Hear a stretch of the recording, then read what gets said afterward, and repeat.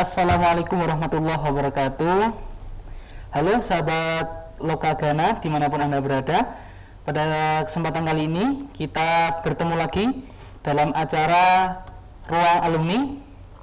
Pada sesi ini kita akan menghadirkan alumni-alumni SMA 1 Sedayu dan yang masih muda-muda, rasanya baru kemarin lulus dari SMA Sedayu ini. Mungkin bisa nanti berbagi informasi, berbagi pengalaman mengenai perguruan tinggi negeri. Mungkin bisa perkenalan dulu. Oke, baik. Perkenalkan, nama saya Risma Prihatini. Saya merupakan alumni SMA Negeri 1 Sedayu pada tahun 2018. Dan kemudian untuk saat ini, saya menempuh pendidikan di jurusan Pendidikan Kewarganegaraan dan Hukum, Fakultas Ilmu Sosial, Universitas Negeri Yogyakarta. Perkenalkan, nama saya Melinda Pertiwi, saya alumni SMA Negeri 1 Sedayu tahun 2018 dan saat ini saya sedang kuliah di Prodi Manajemen Pendidikan Universitas Negeri Yogyakarta. Jadi Mbak berdua dari UN ya semua ya? Iya, betul. Lulusan 2018. Mungkin sebelum kita masuk membahas mengenai gimana masuk di PTN itu. Sebelumnya mungkin bisa kisah dulu di SMA ini bagaimana, mungkin pengalaman di SMA ini bagaimana, kesan dan pesan mungkin. Oke, mau Mbak Melinda dulu apa aku dulu? Mbak Risma. Oke, mungkin aku dulu ya. Kalau dulu sih di SMA itu tuh kita, kebetulan aku sama Mbak Melinda ini tuh kita sekelas kayak gitu. Oh, Terus kita itu dulu di kelas yang namanya kelas pengayaan. Nah, kalau dulu itu ada kelas pengayaan. Ya, nah, sekarang udah nggak ada ya. Sekarang udah nggak ada ya untuk kelas pengayaan sendiri. Ya. Nah, di pengayaan sendiri itu kan kita belajarnya juga sama kayak anak-anak IPA pada umumnya kayak gitu. Nah, untuk kalau kisah-kisah yang lalu sih, kalau dulu pas SMA itu saya lebih karena emang suka organisasi kayak gitu ya. Jadi lebih sering ikut ke seperti Dewan Ambalan kayak gitu. Terus ada juga ikut Rohis, sempat juga ikut PMR juga, tapi cuma sebentar kayak gitu. Terus selain itu juga dulu itu juga kita pernah ikut di Olimpiade Sains Nasional. Nah itu tetapi kita kan sering pelatihan kayak gitu ya. Sering juga pernah juga kita diikutin di pelatihan di SMA Kesatuan Bangsa. Itu pernah ikut juga. Kemarin ikut di biologi kalau aku. Kemudian sempat juga ikut lomba nasyid. Lomba nasyid di kabupaten. Tapi belum dapat itu, tapi nggak apa-apa karena kan itu kita bisa belajar dari pengalaman kayak gitu kan ya. Kalau aku itu sih, terus juga pas kita di pengayaan itu tuh kita benar-benar diajarkan untuk kita tuh selalu mengutamakan akademik kayak gitu. Jadi kan kita emang belajar benar-benar, dan itu tuh menurutku sangat apa ya, sangat berpengaruh buat kita, karena kan itu buat kedepannya gimana caranya biar kita bisa masuk ke PTN kayak gitu kan ya. Nah itu jadi dari situ kita benar-benar bisa fokus ke nilai rapot supaya kita bisa masuk ke SNMPTN kayak gitu. Jadi tadi berarti manajemen belajarnya itu gak harus ya, karena di ayah sama juga aktif di organisasi juga. Betul. Mungkin kalau dari Mbak Melinda? Ya, saya kurang lebih juga sama sih sama Mbak Risma. Pernah ikut Rohis juga, tapi lebih tetap diutamakan akademiknya. Selain itu saya juga pernah ikut bimbingan olimpiade itu sama kayak Mbak Risma juga, biologi waktu itu saya. Terus kita itu di pengayaan selain akademik kita tuh belajar berorganisasinya, ada kepanitiaan. Dulu kita ngadain yang namanya tryout untuk adik-adik SMP. Iya, kita itu kayak ngadain kepanitiaan gitu, terus kita keliling-keliling ke SMP nawarin adik-adik buat ikut acara. Iya. Kalau ini yang ada kan dari OSIS atau dari apa? Dari pengayaan. Dari pengayaan. Jadi pengayaan ada kegiatan sendiri.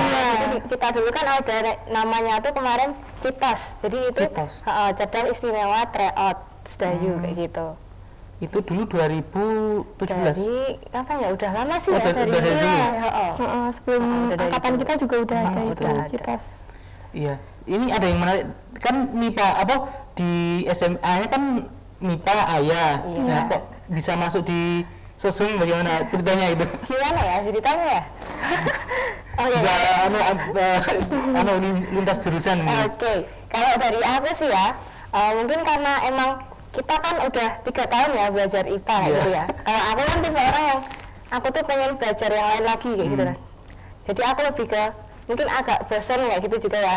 Kalau belajarnya gitu-gitu aja. Terus aku pengen men-challenge diri aku buat belajar di ilmu sosial kayak gitu. Karena kan kita tahu ilmu sosial sendiri kan kita kan sebagai makhluk sosial pastinya kita butuh orang lain kayak gitu ya. Maka dari itu aku lebih memilih ke sosial karena aku lebih membutuhkan itu kayak gitu. Kalau dari aku mungkin Mbak Melinda. Kalau saya sendiri selama sekolah jurusan IPA itu saya rasanya kayak kurang sreg. Ternyata kayak lebih suka soshum daripada IPA gitu. Lebih suka yang soshum daripada hitungan kayak gitu. Itu lebih ke ini sih, kembali ke diri kita sendiri sih. Mungkin lebih ke potensinya tuh yang ada di diri kita tuh apa sih kayak gitu kan. Jadi kalau emang sukanya IPA ya ikutin aja IPA. Kalau emang sukanya IPS ikutin aja IPS. Jadi sesuai sama diri sendiri gitu aja. Oke. Pemirsa, menarik sekali perbincangan kita siang hari ini. Jadi dari kisah Bapak berdua ini yang lintas jurusan dan bisa masuk PTN, sangat luar biasa. Mungkin masuk ke pertanyaan selanjutnya. Kita singgung mengenai angan-angan dulu pas masuk di UNY, mungkin sedikit cerita mengenai perjalanan bisa masuk di UNY dan melalui jalur apa yang bisa masuk di UNY itu. Oke. Kalau aku itu dulu tuh sebenarnya aku cerita sedikit ya. Dulu tuh kan di depan perpus itu kan ada kayak papan itu ya. Iya. Nah, itu kan di pengumuman itu tuh pernah nempelin lomba cerdas cermat PPKN. Nah, dari situ tuh aku nggak tahu terlintas apa kayak gitu ya. Aku pengen jadi panitia di LCC ini beneran aku juga nggak tahu, mungkin feeling kali ya. Iya. Nah terus nggak tahu itu terus tertanam gitu loh, terus habis itu terus aku kan sering ke BK. Sering ke BK itu nggak karena ini ya, nggak karena sanksi atau apa ya, tapi aku lebih ke konsultasi kayak gitu. Aku tuh sebenarnya mau ke mana sih kayak gitu kan. Konsultasi mengenai yang akan lanjut di mana gitu. Pengen kemana, terus juga aku kan juga pengennya masuk ke lewat SNMPTN bidik misi kayak gitu. Nah bidik misi kan banyak banget tuh prosedurnya kan ya. Jadi lebih sering ke BK tanya-tanya kayak gitu. Terus aku juga riset ke BK itu siapa aja sih alumni yang masuk SNMPTN kayak gitu kan. Terus tak lihat ini dari jurusan-jurusan ini itu yang di aku yang emang nilaiku itu berprogres itu tuh PPKN. Nah maka dari itu dan aku kan juga suka nih belajar kayak keanekaragaman Indonesia. Kita kan bisa belajar kayak apa aja sih di Indonesia, kan banyak banget ya budayanya, terus adatnya, dan masih banyak lagi. Nah itu dari situ terus akhirnya aku menentukan pilihan untuk PPKN di UNY kayak gitu. Jadi kalau dari SMA-nya itu MIPA kan pakai jalur SNMPTN itu bisa Pak Mas, dari IPA nanti daftarnya bisa, kalau dulu bisa. Dulu bisa. Bisa lintas jurusan. Mungkin kalau dari Mbak Melinda? Ya, kalau saya kan juga lintas jurusan manajemen pendidikan. Itu awalnya karena saya kan pengennya tuh enggak yang keguruan tapi pengen di UNY juga. Nah itu saya sebelumnya juga ke PK, main ke PK itu tanya, ternyata alumni sini juga ada yang sebelumnya di manajemen pendidikan melalui jalur SNM juga. Iya. Terus saya kayak kepikiran, oh ini bukan keguruan. Terus ya akhirnya saya milih itu sih. Oh gitu. Oke, mungkin terus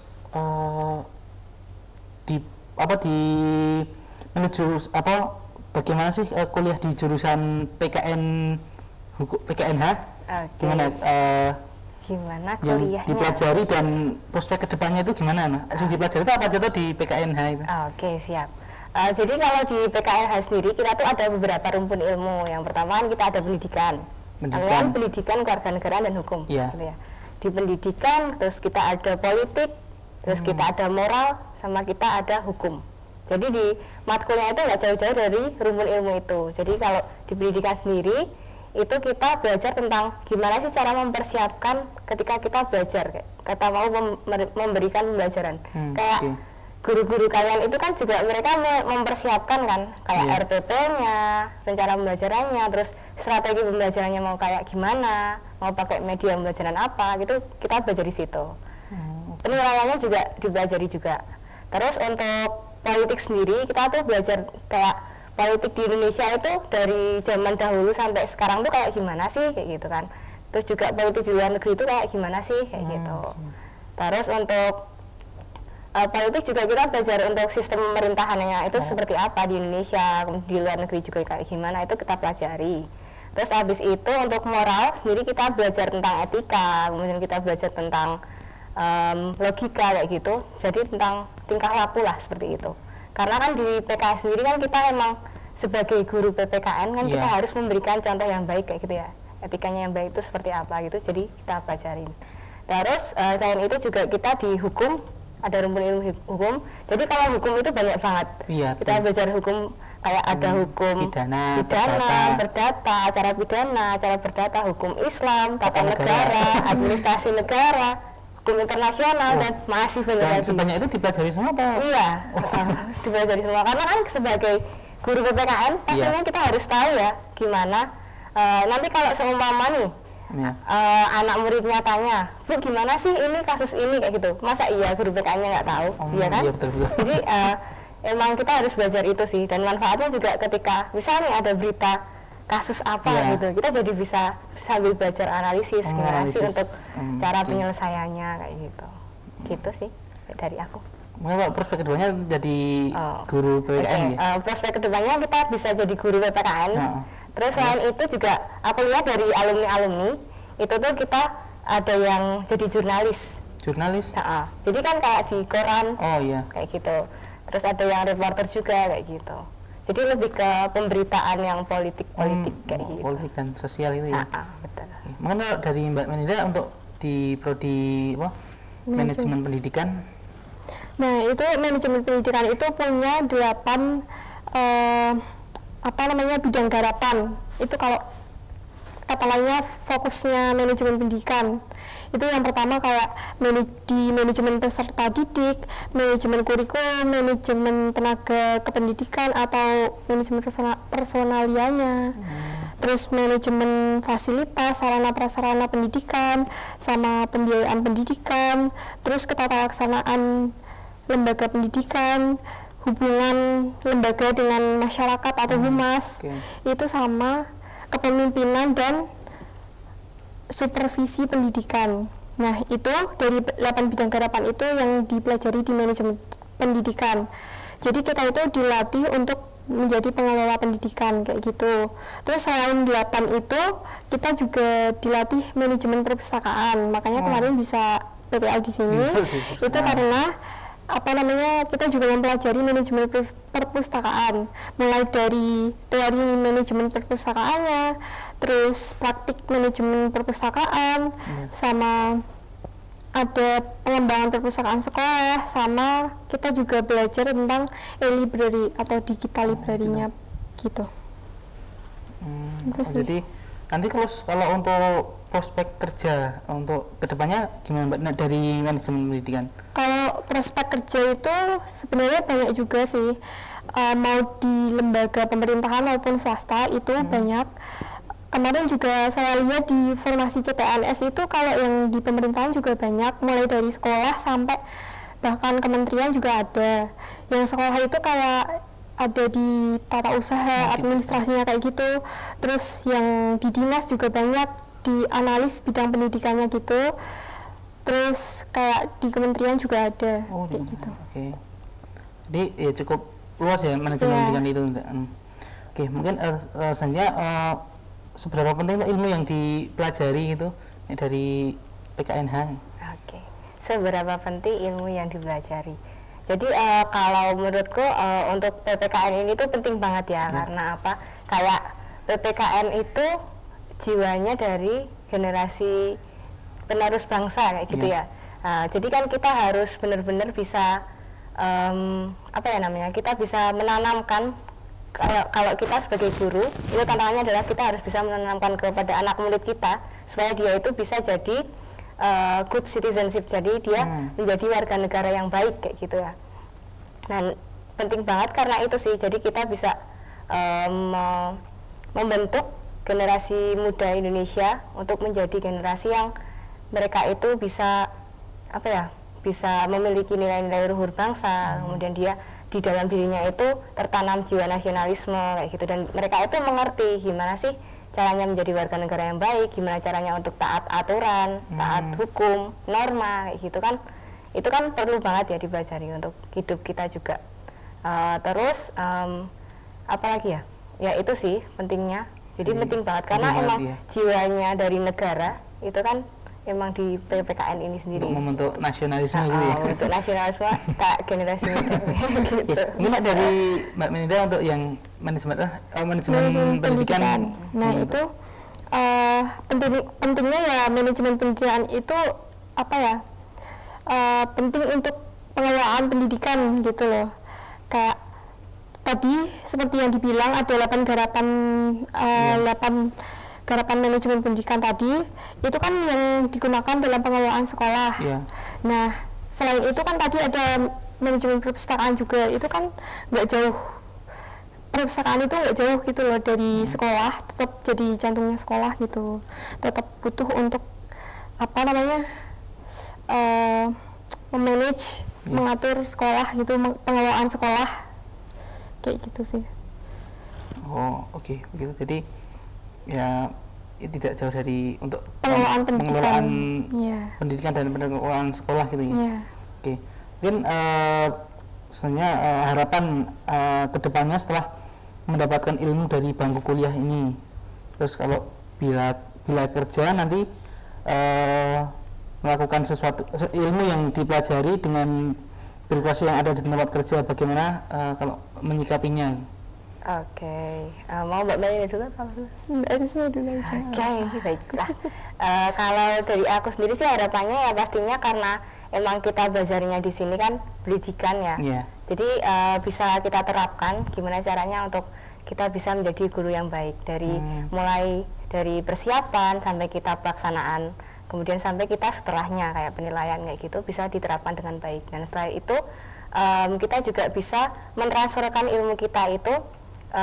Apa yang kita pelajari itu kan nggak cuma ke murid ya.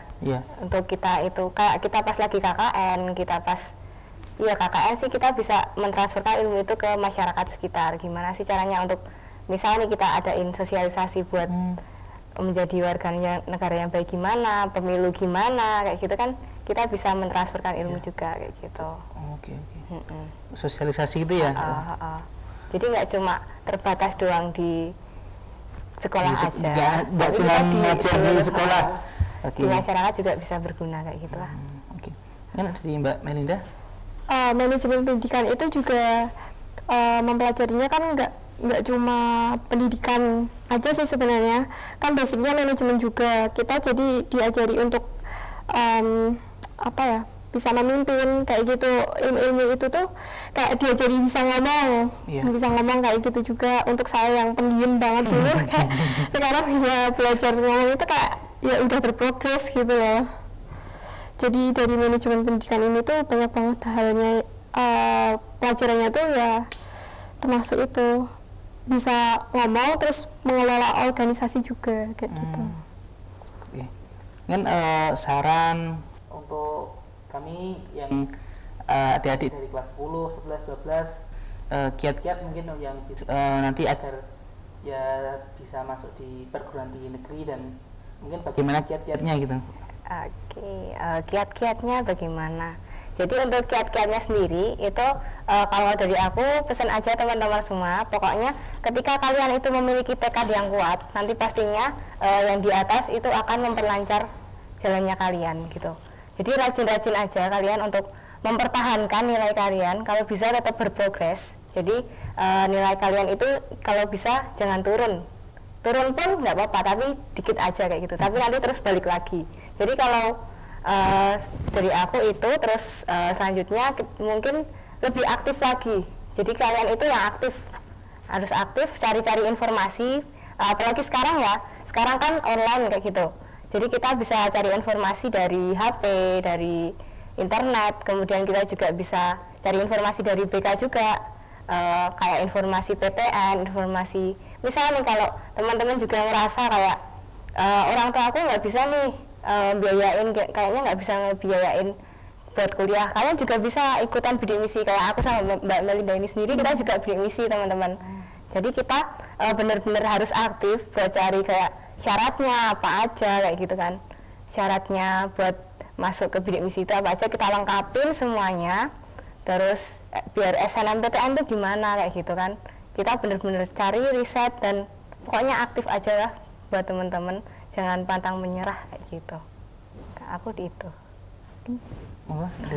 Ya kalau dari aku mungkin teman-teman tuh apa ya, mantepin banget gitu loh, kayak sesuaiin sama passion dirinya sendiri, jangan sampai nanti nyesel di tengah-tengah terus kayak kurang nyaman sama kuliahnya itu karena nggak sesuai sama dirinya sendiri kayak gitu. Kalau milih sebelumnya cari-cari banyak informasi dulu dari sosial media, bisa dari guru BK juga kayak gitu sih. Gitu.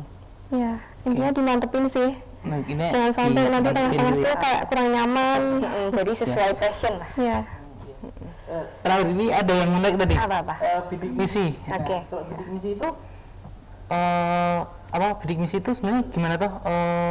Ya alur untuk mendapatkannya dan apa aja yang diperoleh atau apa targetnya apa aja itu? Oke, nanti mungkin Mbak Melinda ngungkapin ya kalau apa dia salah. Ada yang kurang kayak gitu.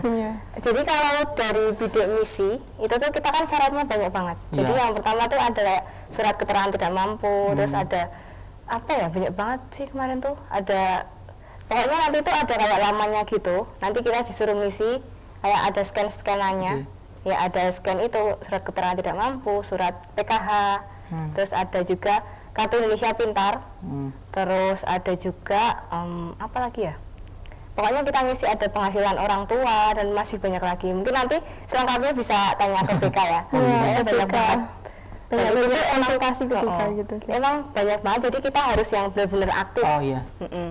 Terus kalau itu udah bisa. Jadi kalau untuk bidik misi itu bisanya buat yang ikutan SNMPTN sama SBMPTN aja. Jadi yang mandiri nggak bisa. Yang mandiri. Terus apa lagi ya? Untuk yang bidik misi itu targetannya adalah kita tuh juga punya, kalau kita udah dapet nih, kita tuh nggak terus seenaknya kayak gitu, nggak boleh. Jadi ada syarat-syaratnya, kita IPK-nya itu harus di atas 3,0. Oh, 3,0. Jadi kalau semisal kita di bawah itu, kita bakalan dapet peringatan kayak gitu. Jadi nanti itu bakalan ada panggilan kayak gitu kan ya Mbak? Ada panggilan nanti diklarifikasi kenapa nilainya di bawah 3 kayak gitu. Terus kita juga nggak boleh cuti, terus kita nggak boleh nikah. Nggak boleh.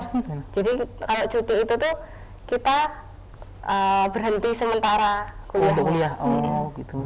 Itu kan bisa kalau, tapi nek bidik misi nggak bisa gitu. Terus kalau soal yang 3,0 tadi itu mungkin jangan sampai di bawah 3,0. Kalau soal 3,0 itu masih maksimal berapa kali atau gimana gitu? Kalau maksimalnya berapa kali aku masih kurang tahu sih, tapi kalau ketika kita udah ada nilainya yang di bawah 3,0 nanti bakalan ada surat kayak gitu dari surat. Jadi kan di UNY sendiri kan ada yang namanya FOMUNI. Itu tuh jadi FOMUNI. FOMUNI itu Family of Mahadiksi, mahasiswa bidik misi. Jadi itu sumber informasinya mahasiswa bidik misi seluruh UNY. Jadi di situ nanti ditampung, di monitoring juga siapa aja nama-nama mahasiswa yang nilainya itu di bawah 3 itu. Jadi nanti terus dibuatin surat kayak gitu, nanti sama dosennya nanti diklarifikasi gitu.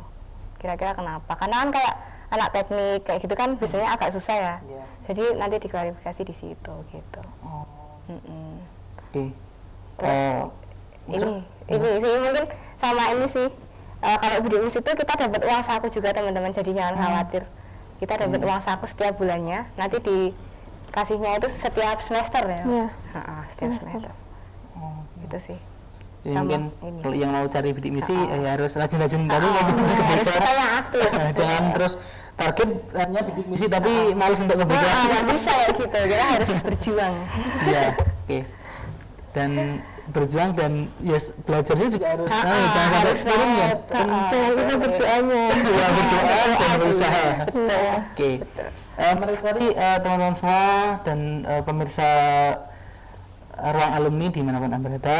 Tapi ini waktu sudah membatasi kita untuk berbincang-bincang kepada alumni 2018 ya, Iya, 2018 yang kita ambil pelajaran pada siang hari ini, pengalaman di UNY melalui jalur SNMPTN dan juga melalui bidik misi. Oke, terima kasih Mbak Melinda dan Mbak Risma atas sharing-sharing pengalamannya. Mungkin kami mohon doa dan bimbingannya untuk nanti ya agar kami bisa meneruskan bisa di perguruan tinggi negeri. Amin. Sekian saja pemirsa YouTube Lokagana TV dan di program Ruang Alumni. Saya tutup. Wassalamualaikum warahmatullahi wabarakatuh.